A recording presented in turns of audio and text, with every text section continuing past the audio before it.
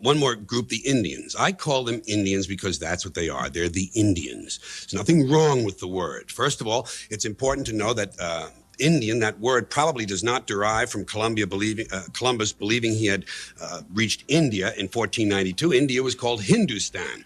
More likely, the word derives from Columbus's description of the people he found here. He was an Italian who spoke very poor Spanish, and in his written accounts, he called the Indians una gente in dios, a people in God, in dios, Indians.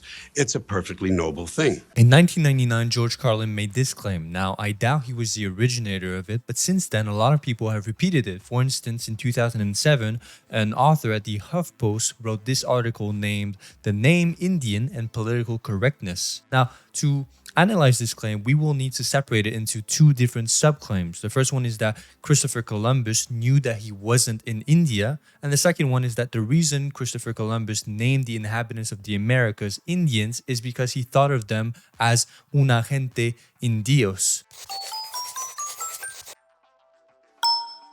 So let's start with the first claim. So the evidence for it is that in 1492, there was no country known as India. Instead, that country was called Hindustan. Now, to know whether or not this claim is true, we need to understand how people in the 1400s perceived themselves within the world and how they perceived the world itself. So they didn't see the world as this because this map in the 1400s didn't exist, and they didn't see the land being separated by countries with borders like Russia, Mongolia, or China. Instead, they saw the world being separated by kingdoms, by peoples, and by regions. And so the people in Europe, being very far away from the other side of the world, called all of Southeast Asia the Indies or India. And so that's why the king and queen of Spain, when they wrote the passport for Christopher Columbus for his expedition, they wrote on it that they were dispatching him for the regions of India, or in Latin, ab partes Indi.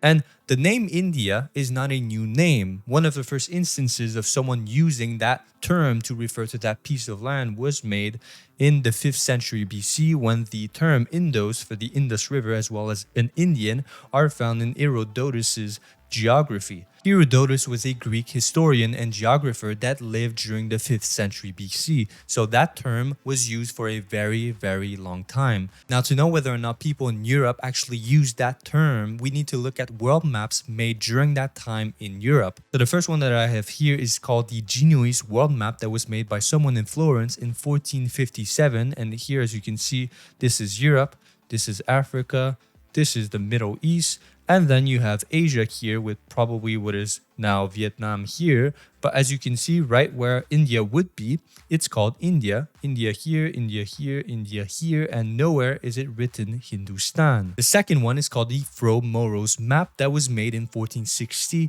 and was commissioned by the King of Portugal. So as you can see here now, that's flipped compared to the normal orientation that we usually see the world. But on the bottom right, you can see that's Europe. On the top right, that's Africa. And on the left, this is Asia. So if we zoom in, right where Vietnam or China would be, you can see it's written India. And where modern day India would be, it's called India Prima. So here it's Delhi.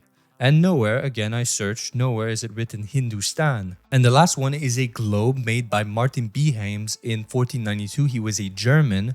And as you can see here, this is Europe, Africa, the Middle East, and then Asia right here. That would be, I guess, Vietnam. And then where modern day China would be, it's called India.